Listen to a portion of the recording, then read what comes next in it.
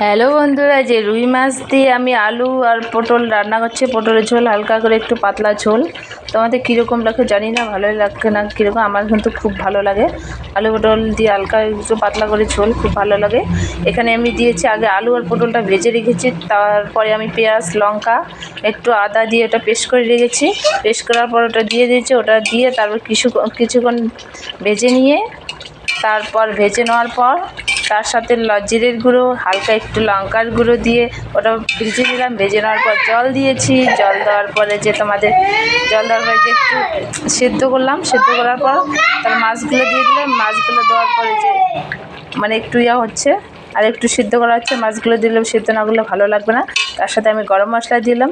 তারপর রান্নাটা কীরকম হচ্ছে সবাই একটু কমেন্ট করে জানাবেন। তারটা এভরিবডি, তোমাদের কীরকম খেতে লাগে, একটু টেস্ট কীরকম লাগে তোমাদের সবাই একটু কমেন্ট করে জানাবে। Like comment share, bye. আমার ছোটো মিনি ব্লগটা শেষ করলাম, টাটা বাই।